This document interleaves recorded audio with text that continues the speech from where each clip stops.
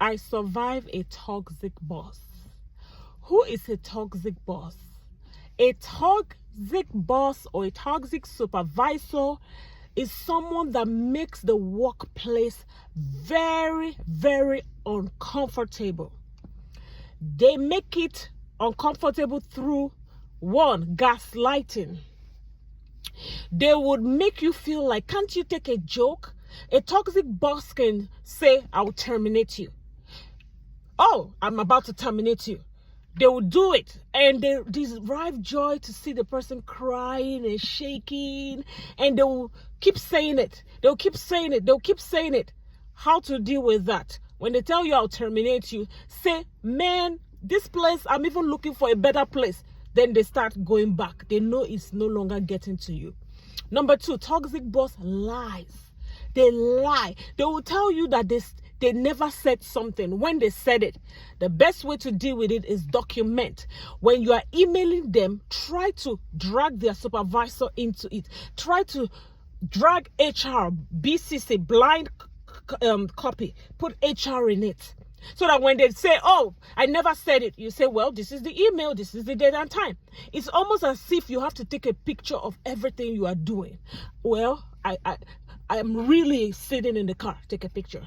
I really stepped out of the car at 4:01. Micromanaging is part of it. They don't trust the people that are under them, the competent people that are under them. Number four, disciplinary action. Not to improve work, not because you broke the code of the company, but it's just to weaken your influence, weaken your power, to make you panic. Oh my goodness. They will give you write-ups and maybe go to HR to put you on a PIP, performance improvement plan, which is one step away from termination, just to make you afraid, just to make you, it's part of that control, that power. Number five, sometimes they act like they are not okay. One second they are yelling at you, the next second they are saying, do you want some food? Don't eat their food. It's part of the manipulation tactics. When you're so stressed, then they're going to give you food, like trying to make it look like it's not what it looks like. And then you are just nervous. That's number six. Anxiety. Every day you're going to work anxious, panicking. Do I still have a job? Walking on eggshell. Anything can offend them. They see you talking to maybe somebody that looks like you and they get upset. Why are you talking? Are you trying to form a clique in the job? Everything is about them. You can even try to put yourself a little bit down just to make them feel secure. Oh, you are doing a great job. You tell your boss, oh, I never thought of that. Thank you for that idea. It doesn't help. How to deal with them is to be like this. When they tell you one, you give it back. Not that you should curse. Don't curse. Don't be rude. Be professional. But you have to make your face serious. You have to make it, I know my job. I don't take that, because it gets worse. It gets worse. And the consequences is, before you know it, you start having something called a mental breakdown. Sleepless nights. They don't respect boundaries. Oh my goodness.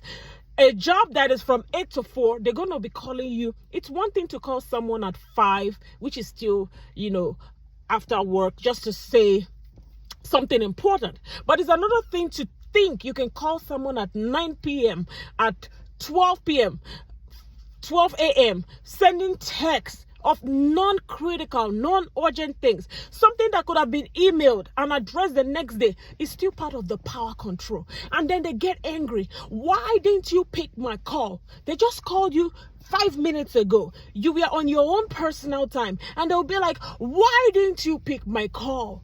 Why didn't you? I've been trying to reach you.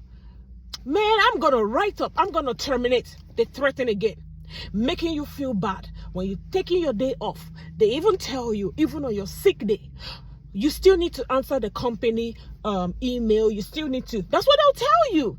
I'm telling you, you will hear all kinds of things. Know your rights. Know your rights. Know your rights. Bring somebody else into it. If they're telling you your job, you are not doing a good job, you are not performing, always CC somebody. Always let there be a witness somewhere. Those that are lower, those that are on the same level, and those that are higher. panic. You know, when people are so panicked, people can get a speeding ticket because of calls from work. You can get a speeding ticket. Some people have gotten into accidents, high blood pressure. Some people have lost friendships, good relationships because of toxic. People who were once peaceful, calm, they start becoming toxic. They start becoming defensive, almost like in their personal lives because of the work environment, the effect. It has negative effect. A toxic boss will arrange a training on Sunday when the job stated that it's Monday to Friday. The reason they arrange the training on Sunday is power. They want to show that, oh, I am powerful. I can take your time, even your worship time. When people complain, hey, our work hours are not Sunday. Some of us are Christians, we go to church. They'll say, well, you have to show up. And if you don't want to show up, go to HR and give a valid reason why you are not coming. And HR might say something like, do you really go to church? Let your pastor send us a letter. And this was not part of your job description. It's still part of the power thing, taking your personal time. It's kind of like Pharaoh. Pharaoh made the children of Israel work so hard. He wanted them to suffer. He removed their tax, their straw. He wanted them to produce, to do 1,000 times with little. That's what toxic bosses do. They have the spirit of Pharaoh. They might tell you something like, we still expect the deadlines. We are removing some of your staff. Oh, we are short staffed. Oh, the budget. But we still expect the same result. That's like they don't reason with you. They don't have the capacity to reason. They just want to frustrate your life. Let me tell you what to do when you have a toxic boss. Stand up for yourself and always be looking. Always be looking. Don't let them go ahead of you. Go ahead of them. First of all, God first. Prayer, fasting, addressing it, emailing, documenting, be writing the dates, be writing the time, be writing the incident, get a witness, document, but also be looking for better opportunities. But it's good to address the situation. The reason why you need to address the situation is because of those coming ahead of you. Yes, you might get a bigger, better job, and you might feel like, I just want to live in peace. Then the HR asks you, how was your work experience? Sometimes you need to tell people what happened. And the reason is so that there's a track record for those innocent people who are coming ahead of you, so that they can be able to observe a pattern. At least they will not say, oh, we did not know, nobody told us so, that this is how the work environment is. Let them at least know. A toxic boss can take a mental toll on the health. A toxic boss is all about power, not performance. Clicks, revenge. You don't want to be in that kind of environment. It takes a toll, a big toll. Set boundaries at the beginning. Don't be afraid of human being. God will provide. Whew. To God be all the glory. And I pray that if you are a toxic boss, you will repent and give your life to Jesus Christ and change for the better. Do to others as you would have them do unto you. The workplace doesn't have to be toxic for people to perform. Actually, it is counterproductive. A peaceful environment, many people will strive higher, many responsible people. And if you are under such leadership, I pray that God will give you the wisdom on what to do at any given time. If you have any question or comments, put it there. God bless you. Tell me about your own experience. God bless you. And always pray for people. Some people are going through things, but still, that does not give them the right to treat people